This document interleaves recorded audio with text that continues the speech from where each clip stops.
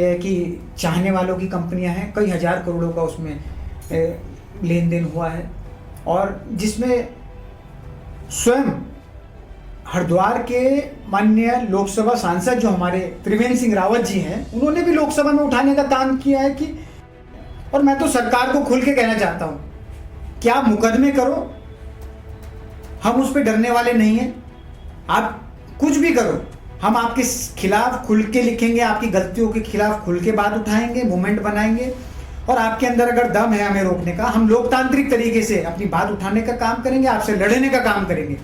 और हम आपसे डरने वाले, दबने वाले या पीछे हटने वाले लोग नहीं, हम आपसे लड़के रहेंगे, और जो आम जन की बात है उसको उठाने का काम हम लगातार आपके सामने करते रहेंगे। नमस्कार, मैं हूं अंजलि रावत। स्वागत करती हूं आपका नेशन 27 के पॉडकास्ट के इस खास एपिसोड पे।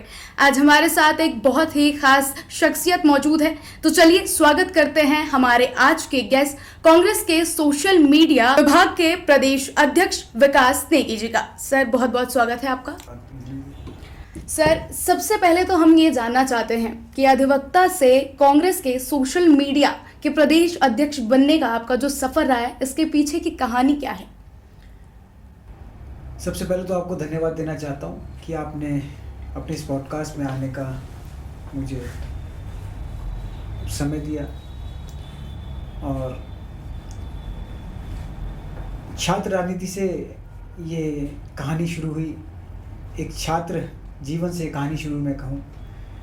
डीएवी कॉलेज जो देहरादून का एक नामी गिरामी महाविद्यालय है, तो 2005 में मैंने भी एक आम छात्र की तरह वहाँ पर एडमिशन लिया, बीकॉम करी।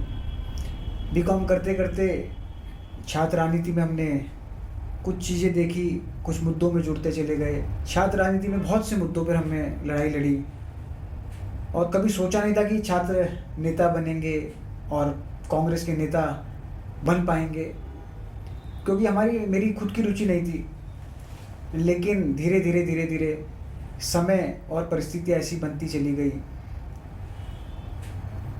कॉलेज के अंदर जब सीनियर व्यक्ति को हम चुनाव लड़ाने निकले, तो हम भी एक पोस्टर, बैनर मैं कहूँ, दीवारों में चिपकाते थे, झंडे उठाते थे, और निरंतर यही प्रक्रिया, क्योंकि हम फर्स्ट सेकंड थर्ड ईयर में पढ़ाई कर रहे थे, तो जो मैं कहूँ बड़े हमारे भाई लोग थे या साथी छात्र नेता कहें उन्हें कॉलेज का, तो उनके साथ हम भी कहीं ना कहीं जुड़ाव अपने कामों को लेकर, और कॉलेज में बच्चों को कामों को लेकर, चाहे एडमिशन की बात हो, चाहे बुक्स की बात हो, लाइब्रेरी की बात हो, विभिन्न मुद्दों के काम हम उनसे कराते थे। तो धीरे धीरे लगातार मेरा संपर्क मैं कहूँ जो जनसंपर्क मैं कहूँ लड़कों के साथ, बच्चों के साथ होता चला गया, और धीरे धीरे उन्हीं के बीच से एक आवाज़ निकली कि विकास भाई, आपको भी चुनाव लड़ना चाहिए। तो मेरा कभी स्वभाव नहीं था कि कभी अपने लिए सोचा कि मैं चुनाव लड़ूं, लेकिन जब मीटिंग हुई तो उन्होंने कहा कि आपको चुनाव लड़ना चाहिए,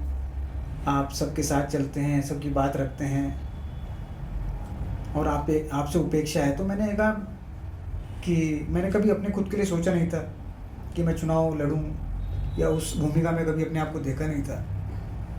लेकिन चलते चलते चुनाव लड़ने का अवसर प्राप्त हुआ कॉलेज के अंदर।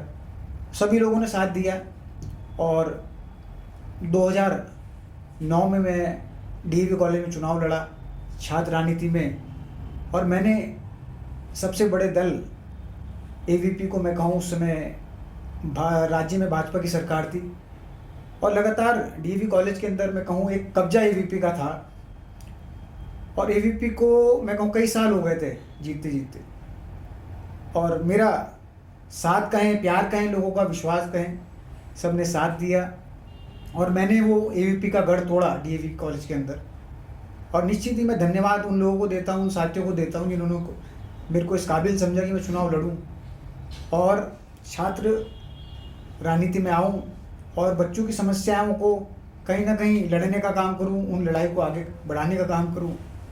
तो वहाँ से 2009 में मुझे पहली बार मौका मिला डीएवी के अंदर, और निश्चित ही मैंने कोशिश करी कि हम काम करें, और उसके बाद हमने लगातार छात्र राजनीति में काम किया कई साल, एडमिशनों को लेके, और निरंतर परीक्षाओं के रिजल्ट लेट होते थे, कहीं बुक्स की समस्या थी। विभिन्न कॉलेजों में मैंने काम किया, चाहे मैं डीबीएस की बात करूं, चाहे प्रदेश के और कॉलेजों में हम गए, क्योंकि डीएवी विद्यालय एक महाविद्यालय है, तो सभी लोग हमसे कहीं ना कहीं उपेक्षा रखते हैं कि हम लोग सीनियर छात्र नेता रहते थे उस समय पे, कि हम लोग अगर कहीं पर कुछ बात बोलेंगे किसी से, अधिकारी से कहूँ चाहे कर्मचारी से कहूँ कॉलेज के, तो हमारी बात को तवज्जो मिलती थी और निश्चित ही काम भी हुए। और उसी कड़ी में हम चले गए धीरे धीरे।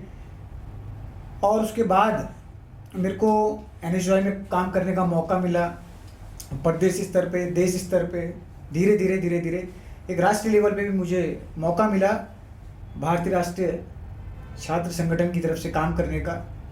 और उसके बाद मैं चाहे कहूँ बात युवा कांग्रेस में मुझे काम करने का मौका मिला, और मौका दिया अक्सर कांग्रेस ने मुझे सभी प्लेटफॉर्म से मौका दिया।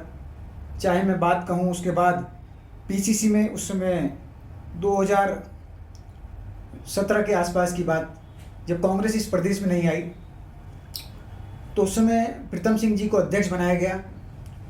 और प्रीतम सिंह जी के साथ भी हमने लगातार संघर्ष करने का काम किया, क्योंकि उस समय पे कांग्रेस की जो हालत थी वो बहुत ही, मैं कहूँ, नाजुक हालत में पहुंच चुकी थी। 11 हमारे एमएलए थे, और धीरे धीरे हमने प्रीतम सिंह जी के नेतृत्व में काम करना शुरू किया, और विभिन्न मुद्दों पे प्रीतम सिंह जी के साथ कदम से कदम मिलाकर एक वर्कर की तरह काम करते चले गए। और निश्चित ही उसके बाद कांग्रेस प्रीतम सिंह जी ने काफ़ी आगे बढ़ाई, और उसके बाद प्रीतम सिंह जी के साथ ही मुझे जो हमारी एक लिस्ट आई प्रीतम सिंह जी की, जो प्रदेश की थी, उपाध्यक्ष, महामंत्री, सचिव, तो उसमें मुझे एक मौका मिला, फिर से एक सचिव बनने का, प्रदेश सचिव बनने का मौका मिला। और फिर हमने काम किया, कोशिश करी। 2022 में कहीं ना कहीं किसी कारणवश हम नहीं आ पाए, या हम अपने संदेश को आम जनता तक नहीं पहुंचा पाए, कांग्रेस की बात को।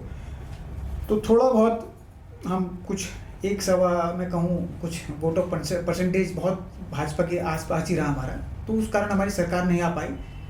उसके बाद भी लगातार फिर पार्टी ने मुझे मौका दिया, एक वर्कर की तरीके से सोशल मीडिया के अध्यक्ष के रूप में मेरी नियुक्ति की गई माननीय राहुल गांधी जी के यहाँ से। धन्यवाद देना चाहता हूँ मल्लिकार्जुन खड़गे जी का, केसी वेणुगोपाल साहब का, सोनिया गांधी जी का चेयरपर्सन, और मैं कहूँ सभी नेताओं का प्रदेश के, कि उन्होंने मुझ पर विश्वास जताया, जो मुझे मौका मिला सबकी वजह से काम करने का। और निश्चित रूप से उसके बाद लगातार आज 2.5 साल हो गए हैं सोशल मीडिया एज अध्यक्ष के रूप में काम करते हुए, और पार्टी ने जिन भी प्लेटफॉर्म्स में मुझे जिम्मेवारी दी है लगातार, उसमें मैंने कोशिश करी है कि मैं अपनी बात उठा पाऊँ, या जनता की बात जो हमारे तक आ रही है उस पर हम खड़े हो पाएँ, या हम जो उनके मुद्दे हैं उनको सुनकर सही जगह पर, चाहे हम आंदोलन के रूप में कहें, चाहे समर्थन के रूप में कहें, चाहे किसी भी रूप में हमें उनका साथ देना पड़े, हम उनके साथ खड़े रहते हैं। और लगातार हम कोशिश करते हैं कि उनकी बात का हम समाधान कर पाएँ, या उनकी बात को हम सही प्लेटफॉर्म तक हम पहुंचा पाएँ। उसी क्रम में हम धीरे धीरे काम कर रहे हैं, और कोशिश कर रहे हैं सोशल मीडिया के रूप में। जब मौका मिला काम करने का, तो निश्चित रूप से हमने उस समय मैं कहूँ सोशल मीडिया, भाजपा का सोशल मीडिया हमसे बहुत आगे था। तकरीबन मैं कहूँ लाखों उनके फॉलोअर्स आगे थे। पैसे में, धनबल में राज्य में उनकी सरकार है, केंद्र में उनकी सरकार है, कहीं ना कहीं करोड़ों रुपए वो आईटी के अंदर खर्च करते हैं। और उन्हें पता है कि एडवर्टाइजमेंट के जरिए, मैनेजमेंट के जरिए और विज्ञापनों के जरिए आज उन्होंने अपनी सत्ता जिस हिसाब से काबिज करने का काम किया है, लगातार झूठ को फैलाने का काम किया है। उसी नैरेटिव को, एक मैं कहूँ, हम झूठ को तोड़ने का हमने काम किया है सोशल मीडिया के थ्रू, और आम आदमी की सच की बात हमने कहने का काम किया है इस लगातार 2.5 साल के अंदर। और निश्चित रूप से जनता का इसमें हमें प्यार मिला है। सर, अभी आपने सोशल मीडिया की बात करी और आपने बताया, तो अभी हालिया जो वाकया चल रहा है उसमें देखा जा रहा है कि कांग्रेस भाजपा से काफ़ी ज़्यादा आगे है सोशल मीडिया पे, तो इसके ऊपर आप क्या कुछ कहना चाहेंगे? सबसे पहले तो उत्तराखंड की जनता को हाथ जोड़कर नमन है, धन्यवाद है कि जिन्होंने कांग्रेस पे विश्वास किया, और मैं कहूँ कांग्रेस की बात सुनने का काम किया और लगातार कांग्रेस ने भी और कांग्रेस के मैं कहूँ सीनियर नेताओं ने भी लगातार जन मुद्दों को उठाने का काम किया। चाहे मैं कहूँ सड़क से लेके सदन तक हमारे सारे, चाहे हमारे ब्लॉक के नेता हैं, चाहे जिले के नेता हैं, चाहे प्रदेश के नेता हैं, चाहे हमारे प्रदेश के जो आज नेतृत्व कर रहे हैं, मैं कहूँ राष्ट्रीय कमेटी में हमारे सीनियर वरिष्ठ नेता हैं, उनका भी धन्यवाद है कि लगातार उन्होंने ब्लॉक से लेकर और प्रदेश स्तर और देश स्तर पे जितने भी अभी तक मामले हैं सबको उठाने का काम किया है। निश्चित ही इसी क्रम में सोशल मीडिया को बल मिला है, क्योंकि हमारे हर वर्कर ने, मैं कहूँ सारे वर्कर्स ने काम किया है, चाहे मैं कहूँ गांव के वर्कर हो चाहे शहर का वर्कर हो, प्रत्येक वर्कर ने काम किया है और सोशल मीडिया को आगे बढ़ाने का काम किया। और ये एक आम उपलब्धि नहीं, मैं कहूँ आज भाजपा के इस दौर में बहुत कांग्रेस की बहुत बड़ी उपलब्धि है, जो हमें कांग्रेस के कार्यकर्ताओं के द्वारा मिली है, आम जन के द्वारा मिली है और हमारे नेताओं के द्वारा मिली है कि आज हम इस दौर में जहाँ पर भाजपा करोड़ों रुपए खर्च कर रही है और लाखों रुपए का बजट है, मैं कहूँ, और पेड वर्कर है, एक ऐसी ट्रोल फौज है कि अगर वो कुछ अगर मूवमेंट बनाना चाहें तो 2 मिनट में बना देते हैं। तो ऐसी ट्रोल फौज से अगर हम सोशल मीडिया प्लेटफॉर्म्स, मैं कहूँ सबसे बड़ा प्लेटफॉर्म सोशल मीडिया है, में अगर बात की जाए फेसबुक है, तो फेसबुक में तकरीबन हमने भाजपा को 2 लाख फॉलोअर से पीछे किया है और बहुत ही कम समय में हमने उन्हें किया। और लगातार अगर मैं शेयर्स की बात करूँ, लाइक्स की बात करूँ, हज़ारों हमारे पे शेयर्स हैं, हज़ारों लाइक्स हैं और मैं कहूँ व्यूअरशिप हमारी करोड़ों में है। अगर मैं मंथ की व्यूअरशिप की बात करूँ, करोड़ों लोग आज हमें देख रहे हैं। हमारी अगर मैं बात हम अगर दिखा रहे हैं आम जन की, तो हज़ारों और मैं कहूँ लाखों लोग उसे शेयर कर रहे हैं और करोड़ों लोग उसे देखना चाह रहे हैं कि कांग्रेस वाकई में सच की जो आज सच्चाई है, चाहे बड़े गंभीर और बड़े प्रदेश में बहुत मुद्दे हैं, हम वही दिखाते हैं जो आम जन के बीच के मुद्दे हैं। तो आज धन्यवाद है सभी लोगों का जिन्होंने, और खासकर सोशल मीडिया के जो वर्कर्स हैं, कार्यकर्ता हैं, उनका कांग्रेस के, जिन्होंने इसको प्लेटफॉर्म्स को एक बल दिया है, काम कर रहे हैं आज और बखूबी इसको आगे बढ़ा रहे हैं। जैसे अभी आपने एक शब्द का इस्तेमाल किया, ट्रोलिंग, तो ये आजकल सोशल मीडिया पे बहुत चल रहा है। तो ये सिर्फ ट्रोलिंग वाला ही जो सेगमेंट है वो चलता रहेगा या फिर उत्तराखंड के लिए कोई विजन भी है? हमने जो काम किया है हमेशा, मैं कहूँ कांग्रेस ने, चाहे हम 2002 से हम साथ की बात की कहें, उस समय हमारे प्रदेश में जन समर्थन मिला कांग्रेस को और कांग्रेस ने सरकार बनाई। उस समय एनडी तिवारी जी जो हमारे सीनियर कांग्रेस के नेता रहे, आज नहीं है हमारे बीच, उन्होंने प्रदेश में लगातार एक विकास पुरुष के नाम से उन्हें जाना गया और आज भी मैं कहूँ जितने भी सिडकुल स्थापित है प्रदेश में, उनके नेतृत्व में, उनके विज़न पे स्थापित हुए हैं। चाहे हम हरिद्वार सिडकुल की बात करें, चाहे उधम सिंह नगर की बात करें, चाहे सेलाकुई की बात करें, विभिन्न आज भी जहाँ पर आप बड़े बड़े इंडस्ट्रियलिस्ट एरिया आज जहाँ देख रहे हैं, वो सब कांग्रेस की देन है। तो कांग्रेस का विज़न हमेशा विकासवादी रहा है और विजनवादी रहा है। मैं कहूँ हमेशा कांग्रेस ने आम जन के लिए, चाहे मैं युवाओं की बात करूँ, चाहे एक गाँव के आम जन की बात करूँ, सभी के लिए कांग्रेस ने नीति बनाने का काम किया है। और लगातार आज हम देख रहे हैं वही जो काम है, वही भाजपा उन्हीं कामों में श्रेय लेने का काम कर रही है। लगातार भाजपा पे खुद अपना कोई विज़न नहीं है, सिर्फ सोशल मीडिया तक मात्र वो सीमित है और उसमें भी वो बहुत जल्द आज पब्लिक समझ चुकी है। क्योंकि पब्लिक, मैं कहूँ पहले भाजपा को ये लगा कि हम जो दिखाएंगे वो सच है। भाजपा का 2014 का जो नैरेटिव था सरकार में आने का, जो 2012 से 13 में इन्होंने एक नैरेटिव सेट किया, बहुत हुई भ्रष्टाचार की सरकार, अब की बार इसकी सरकार, बहुत हुई भ्रष्टाचार की मार, अब की बार इसकी सरकार, बहुत हुई बेरोजगारी की मार, अब की बार इसकी सरकार, बहुत हुई मैं कहूँ पेट्रोल और डीजल की मार, ये कई स्लोगन्स में ये सरकार आई है। और आज मैं बात कहूँ, आप देख सकते हैं किसी भी मुद्दे पे, हम उत्तराखंड की बात करें, हम देश की बात नहीं करते, आज मैं बेरोजगारी की चाहे बात करूँ चरम पर है, भ्रष्टाचार की बात करूँ चरम पर है, आज विभिन्न मुद्दों पर ये सरकार सिर्फ फेल होती हुई दिखी है। पेट्रोल डीजल की बात करें, आज आप देखिए किस रूप से बढ़ा है। सिलेंडर आज देखिए धीरे धीरे करके आम आदमी से सब्सिडी काट दी गई है। पहले बोला खाते में आएंगे, धीरे धीरे करते हुए आज सब्सिडी 0 हो गई है। एक आम आदमी को एक सब्सिडी मिलती थी कांग्रेस के टाइम पे, उस समय अगर सिलेंडर मैं कहूँ अगर 500 रुपये का था तो 250 रुपये में उसको सिलेंडर मिलता था और 250 रुपये की सरकार उसको कंपनी को सब्सिडी दे देती थी। कंपनी को सब्सिडी मिलती थी, आप एक आम जन को 250 रुपये देने पड़ते थे उसमें। अब क्या है, धीरे धीरे भाजपा का जो नैरेटिव है एक आम आदमी के लिए क्या है, धीरे धीरे उन्होंने क्या किया, हम आपको खाते में देंगे। उन्होंने शुरू में सुनने में आया 50 रुपये डाले, 100 रुपये डाले, धीरे धीरे करते हुए आज वो सब्सिडी 0 हो गई।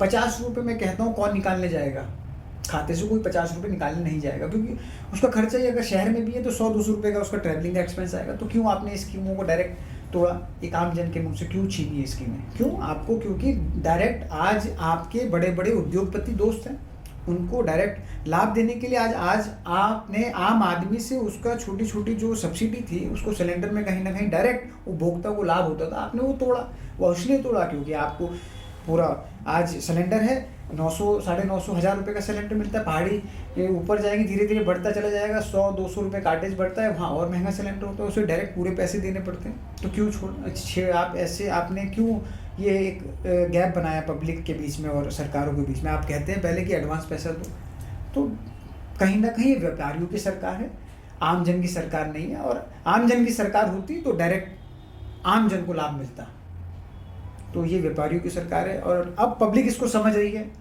आज पब्लिक को कहीं ना कहीं समझ आ रहा है और पब्लिक में खुद चर्चा है कि आज उन्होंने एक ऐसी सरकार चुन ली, आज वो खुद फंसे फंसे अपने आप को महसूस करते हैं और आज वो खुद चाह रहे हैं कि बदलाव हो।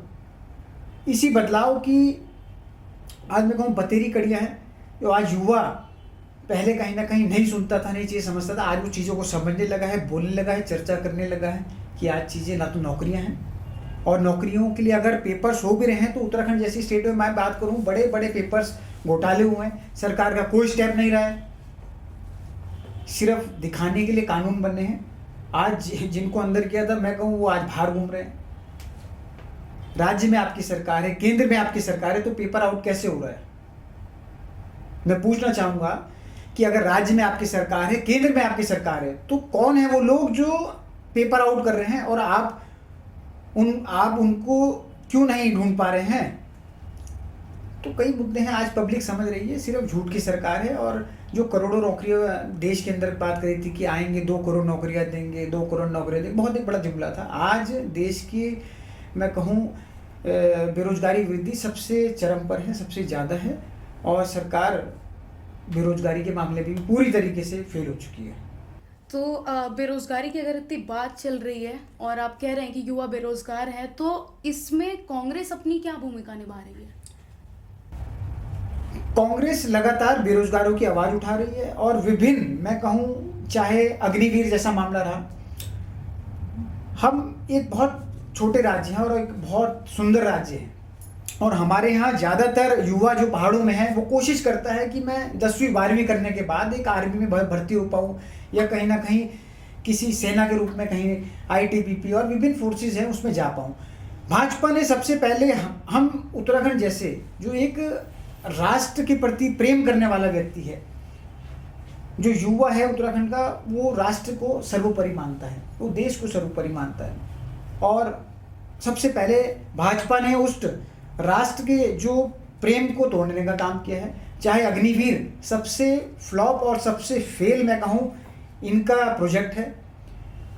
4 साल में आप कह रहे हैं युवा घर आ जाएगा, उसके बाद कुछ परसेंटेज आप रख लोगे, वो भी आपकी अनुसार 25% का उसमें क्राइटेरिया सेट किया है कि आपके अनुसार 25% क्या क्राइटेरिया होगा, वो या तो अधिकारियों को पता होगा या कि नेताओं को पता होगा कि वो कौन सा क्राइटेरिया है 25% का, और 75% उसमें से वापस आएगा, और 4 साल में वो घर आ जाएगा। वो घर आ जाएगा तो क्या करेगा? और आज उस 4 साल की मैं बात करूँ, उस 4 साल में आने के बाद वो क्या करेगा? आपने उसकी जो आयु सीमा, जब उसे कहीं और किसी लाइन में आगे बढ़ना था, एक्सपीरियंस लेना था, 4 से 5 साल में किसी मुकाम में पहुंचना था, उसके बाद वो घर आ जाएगा, फिर 0 से शुरुआत करेगा वो। और जो फैसिलिटीज़ थी, चाहे हम कहें उसकी पेंशन की फैसिलिटीज़ थी या आगे प्रमोशन की फैसिलिटीज, सारी 0 हैं। कैंटीन की फैसिलिटीज़ थी, सारी 0 हैं। और लास्ट में अगर वो शहीद हो जाता है तो उसको शहीद का दर्जा भी सरकार नहीं देगी। और हुआ है, देखने को मिला है कि अग्निवीर में जिन लोगों ने कहीं ना कहीं वहाँ सरहदों में बलिदान दिया, उनको शहीद का दर्जा भी नहीं दे रही है सरकार। तो आज ये बड़े सारे चैलेंज हैं बेरोजगारी के मैं कहूँ, और इस पर लगातार कांग्रेस उठा रही है आवाज़। और कांग्रेस आएगी तो हमारे केंद्र नेताओं ने और राज्य के नेताओं ने निश्चित इसमें कहा है कि हम बात करेंगे, और निश्चित से जो सीधी भर्ती है जो पहले होती थी कांग्रेस के समय पे, वैसी भर्ती पुनः केंद्र में जैसी हमारी सरकार आएगी वैसे पुनः भर्ती खोलेंगे और उसी फॉर्मेट से दोबारा सीधी भर्ती की शुरुआत करेंगे। अभी आपने सर कहा कि कांग्रेस आवाज़ उठाएगी, तो अभी तो जो हालिया वाकया चल रहा है उसमें ये ज़्यादा देखा जा रहा है कि सोशल मीडिया पे फॉलोअर्स वाला गेम चल रहा है। तो कांग्रेस सिर्फ ये सोशल मीडिया पे ही लोगों की आवाज़ सुनेगी या फिर धरातल पे उतर के भी कुछ काम करेगी? नहीं, निश्चित रूप से आप कह रहे हैं कि धरातल पे काम नहीं हो रहा है, तो मैं इस पे कहना चाहूँगा लगातार कांग्रेस ने काम करने का काम किया है। और मैं इसके बीच में आपको बताता हूँ, अभी राज्य में कुछ समय पहले उपचुनाव हुए, 3 उपचुनाव हुए जिसमें 2 कांग्रेस चुनाव जीती है, जिसमें एक सबसे महत्वपूर्ण सीट में की बात करूँ गढ़वाल में जो बद्रीनाथ जी, जहाँ हमारे 4 धाम में से एक धाम है बद्रीनाथ विधानसभा, वो जीतने का काम कांग्रेस ने किया है। उसके बाद मैं कहूँ मंगलौर विधानसभा, उसमें कांग्रेस ने जीतने का काम किया है। तो अगर हम ग्राउंड में काम नहीं कर रहे होते या हम कहीं दिख नहीं रहे होते तो निश्चित रूप से, और सरकार के मैं कहूँ आज तक उत्तराखंड का इतिहास है कि सरकार के विरोध में कभी विपक्ष का दल जीत ही नहीं पाया। कांग्रेस भी थी तो कांग्रेस के लगातार हमारे सामने जो भी उपचुनाव हुए हैं कांग्रेस निश्चित रूप से जीती है उन विधानसभा चुनाव में, और आज तक हमारे सामने भाजपा कभी कोई उपचुनाव नहीं जीती है। और हम तो आज इस दौर में केंद्र में इनकी सरकार है, राज्य में इनकी सरकार है, तब इनके सामने से ऐसी विधानसभाएं लेके जा रहे हैं और जहां पर पूरा सरकार का सरकारी तंत्र यूज हो रहा है, पूरी मशीनरी गवर्नमेंट की यूज हो रही है, धन बल से और बाहुबल से मैं कहूँ विधानसभाओं को जीतने का काम किया जा रहा था। लेकिन आम जन ने समझने का काम किया और कांग्रेस के लोगों ने पब्लिक के बीच में काम करके ये जिताने का काम किया कि आप हमारे लोगों को जिताएंगे तो निश्चित रूप से हम आपकी आवाज़ बनने का काम करेंगे। आपकी विधानसभा में आवाज़ नहीं, आपकी विधानसभा में चाहे सड़क की बात हो, चाहे पानी की बात हो, चाहे विकास के मुद्दों की बात हो, वो हम उठाने का काम करेंगे और निश्चित रूप से जहाँ पर हमारे विधायक हैं वहाँ पर वो बनाने का काम भी करेंगे। तो जैसे फॉलोअर्स की बात आई सर, तो हमने भी आपको थोड़ा सा फॉलो किया आपके फेसबुक अकाउंट पे। उस पर हमें ये देखने को मिला कि आपने गाना पोस्ट कर रखा है धामी जी के ऊपर, और उसके कुछ बोल ऐसे हैं कि उत्तराखंड आपके बस का नहीं है धामी जी, तो उसके बारे में कुछ बताइए हमें।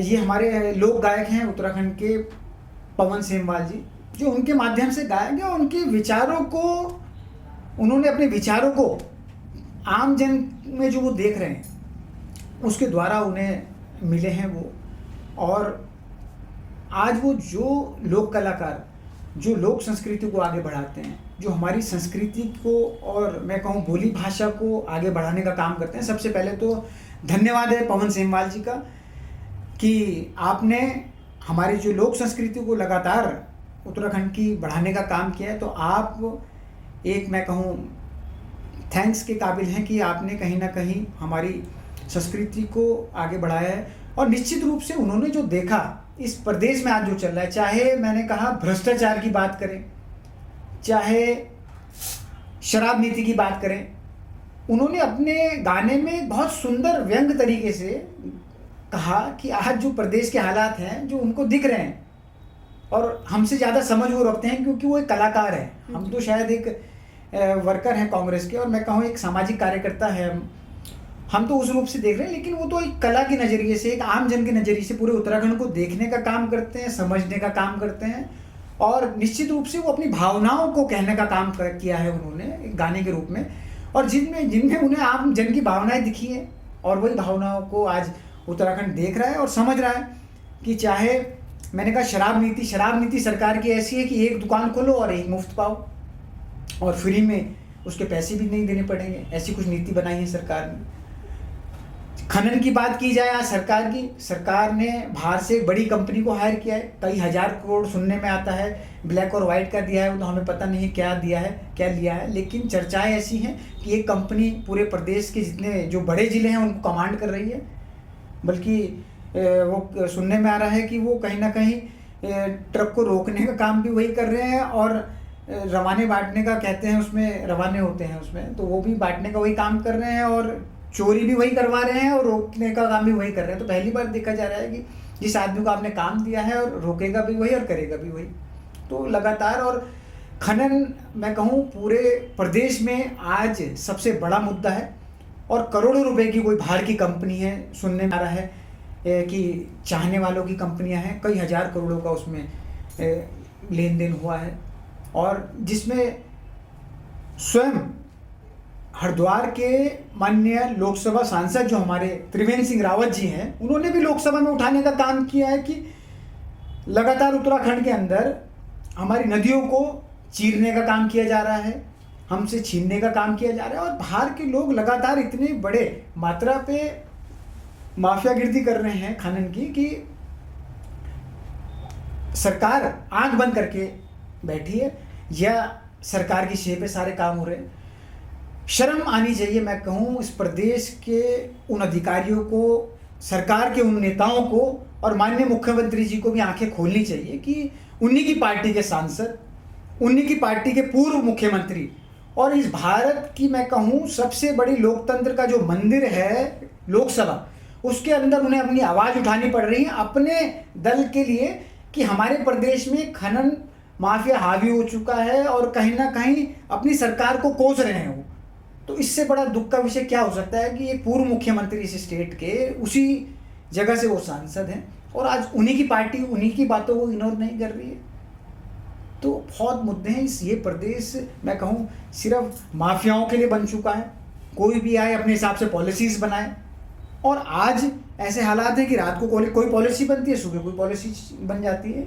चाहे मैं पंचायत चुनाव की बात करूँ, पंचायत चुनाव के ये हालात है, ये पार्टी बात करती है एक देश एक चुनाव कराने का, ये पंचायत चुनाव उत्तराखंड जैसे स्टेट में नहीं करा पा रहे हैं एक टाइम पे।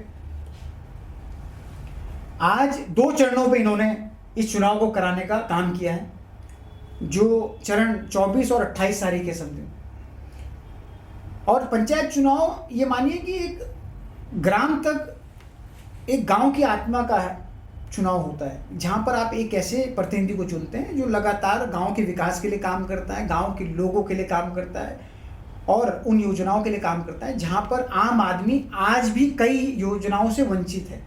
ये उस चुनाव को 2 योजना में करा रहे हैं। तो ये क्या एक देश एक चुनाव सिर्फ जुमलेबाजी की सरकार है, सिर्फ इनसे विज्ञापन की सरकार है। और मैंने तो खुल के बोला है कि धामी जी लगातार सिर्फ अपनी एडवर्टाइजमेंट में कहूँ, सिर्फ विज्ञापनों के जरिए सरकार नहीं चलती है धामी जी, सिर्फ मीडिया के जरिए सरकार नहीं चलती है। और जो पवन सिंहवाल की आपने बात कही थी, उस व्यक्ति पे, एक लोक संस्कृति का जो व्यक्ति है, कलाकार है, उस पर आपने मुकदमा लगाने का काम किया। जब कांग्रेस ने इसमें फ्रंट फुट में आई तब आपको उसे छोड़ना पड़ा लोक कलाकार को।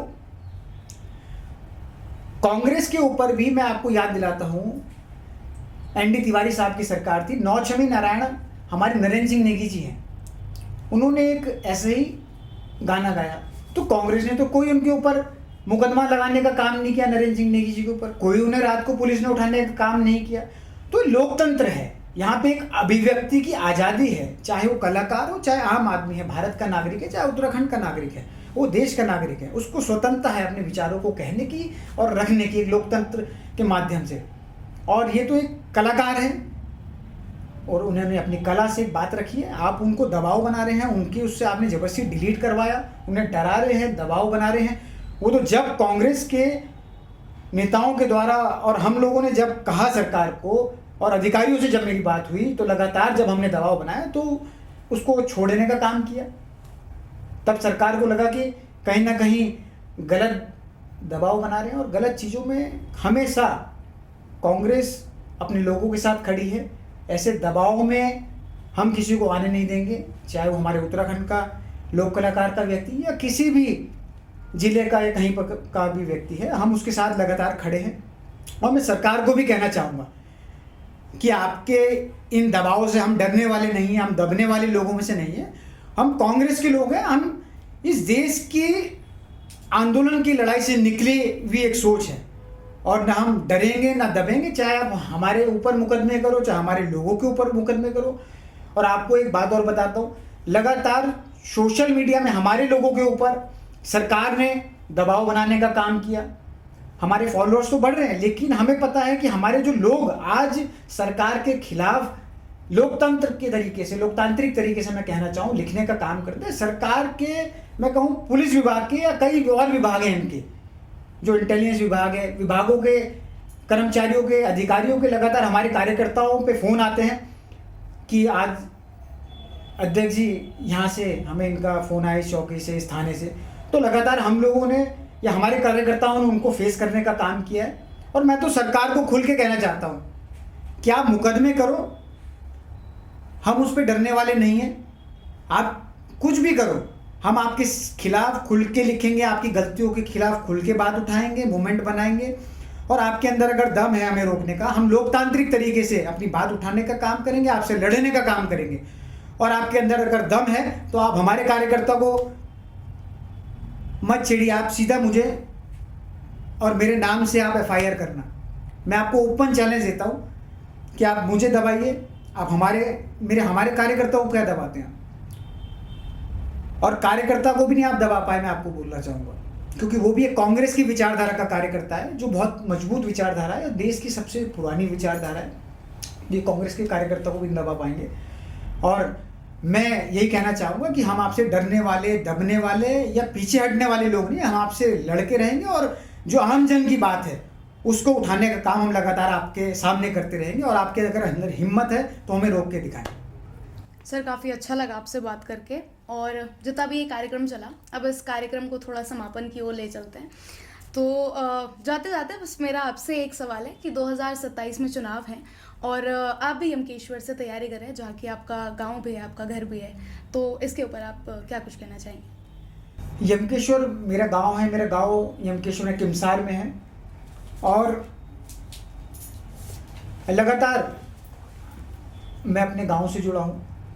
वहाँ पर भी जब हमारी सरकार थी, आज भी मेरे को याद है कि एक कौडिया किमसार मार्ग है, जो अभी भी मैं कहूँ हमने उस समय पे बनवाया था हरीश रावत जी के माध्यम से। उस समय उस 12 किलोमीटर के वन विभाग का वो रूट है, उससे हमने बनाया था। लेकिन अभी भी उस पर कई बार आंदोलन हुआ है। तो अभी तक मैं देख रहा हूँ, हमने जब बनाया था वो रोड ऐसी की ऐसी, उसके बाद उसमें किसी भी सरकार ने कोई बजट नहीं दिया। और लगातार मैं कहूँ उसके बाद भाजपा की सरकार है, और वो एक विधानसभा ऐसी है कि वहाँ पर आज तक कांग्रेस नहीं जीती है। और हमने कोशिश करी, उसमें हमने हरीश रावत जी से आग्रह किया, निवेदन किया कि सड़क का मुद्दा है, गाँव का मुद्दा है, उसमें कई 100 गाँव उसमें जुड़े हैं। तो हरीश रावत जी ने और कांग्रेस के उस समय सरकार थी, सबने उसमें योगदान दिया, नेताओं ने, और उस रोड को बनाने का हमने काम किया। वो उस समय पे जो रोड बन पाई वो बन पाई। उसके बाद आज तक उसका डामरीकरण या मैं कहूँ दोबारा उसके लिए कभी बजट नहीं दिया। और ऐसी मैं कहूँ बीन नदी का पुल है, सिंगटाली मोटर मार्ग है, उस पर मैं अभी कुछ समय पहले धरने में भी गया था। उसमें हमने सरकार को कहा कि ये मोटर पुल है, और वो एक मैं कहूँ लाइफ लाइन है गढ़वाल और कुमाऊँ के बीच में। वो एक बड़ा मूवमेंट हम दोबारा बनाएंगे। उस पर भी हमारी सरकार ने, मैं कहूँ ND तिवारी साहब की सरकार ने उसमें जियो उस समय किया था। लेकिन आज तक उसके बाद लगातार मैं कहूँ बीच में कई बार मूवमेंट हुए और लगातार आग्रह किया गया भाजपा के नेताओं से, भाजपा के जो सांसद चल रहे हैं भी उनसे भी, लोकल नेताओं ने आग्रह किया। लेकिन आज भी वो गढ़वाल और कुमाऊँ की लाइफ लाइन अधूरी है, और उस पर सिर्फ घोषणाएं होती हैं, लगातार घोषणाएं होती हैं। वो उसमें कई हज़ार गांव हैं। तो आज यमकेश्वर में कहूँ इतने मैं कहूँ एक मुद्दे हैं, और लगातार भाजपा के वहाँ 30 साल से वहाँ पर विधायक रहे हैं। तो आज भी न तो वहाँ पर सड़क पूरी मैं कहूँ 2 लेन मिल पाई है, और ना आज पानी की समस्या बहुत बड़ी है गांव के अंदर। हमारे गांव में बहुत बड़ी समस्याएं हैं, और जंगली जानवरों की बहुत समस्याएं हैं। और मेरा जो मैं कहूँ आपका जो क्षेत्र आता है वो एक नीलकंठ महादेव जी और ऋषिकेश हरिद्वार से लगता हुआ क्षेत्र है। तो वहाँ पर एक आस्था का बहुत बड़ा विषय है। तो सरकार ने उस क्षेत्र को भी ऐसा विकसित नहीं किया है कि जहाँ पर कहीं ना कहीं जो पर्यटक आते हैं देश से, और मैं कहूँ जो मेरा पर्यटक वो क्षेत्र है वो एक इंटरनेशनल है। वहाँ पर ऐसी कोई सुविधाएं नहीं है कि एक इंटरनेशनल जो टूरिस्ट आ रहे हैं उसको कहीं ना कहीं उस तरीके की सुविधाएं मिल पाए। तो बहुत दुख का विषय है कि आज भी केंद्र में, राज्य में भाजपा की सरकार है, और लगातार ये कहते हैं डबल इंजन। मैं तो कहता हूँ उनके 3-3, 4-4 इंजन एक आम आदमी ने, एक आम जन ने लगा दिए हैं। ब्लॉक प्रमुख हमारे यहाँ भाजपा के रहे हैं, जिला पंचायत अध्यक्ष भाजपा की रही है पिछले, अभी जो सेशन चल रहा है, आपका विधायक वहाँ पर भाजपा के हैं, सांसद भाजपा के हैं, मुख्यमंत्री प्रदेश में भाजपा के हैं, देश में प्रधानमंत्री भाजपा के हैं, तब भी विकास नहीं होगा तो आखिर कब विकास होगा? तो हम लगातार, मेरी कोशिश है और मैं लगातार वहाँ के मुद्दों को उठा रहा हूँ और कोशिश कर रहा हूँ कि वहाँ पर अगर हम इन मुद्दों को उठा पाएँ और जब हमारी सरकार आए या मौका मिले, पार्टी जिसे भी मौका जो भी मिलेगा या जैसे भी पार्टी अगर देती है तो हम उस पर काम करेंगे।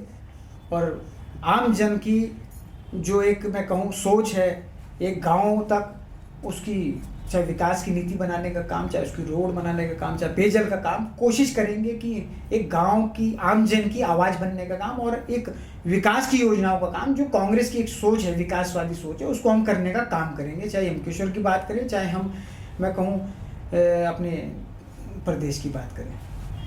सर, बहुत अच्छा लगा आपसे बात करके। आप हमारे साथ इस एपिसोड में जुड़े, आपका बहुत बहुत धन्यवाद इसके लिए। धन्यवाद आपका, जो आप सब लोगों ने समय दिया, और वैभव पटवाल जी का हमें धन्यवाद, आपका धन्यवाद, आपकी पूरी टीम का धन्यवाद कि आप लोगों ने मौका दिया कांग्रेस की आवाज़ को सुनने का, और आप सभी का विशेष आभार और धन्यवाद।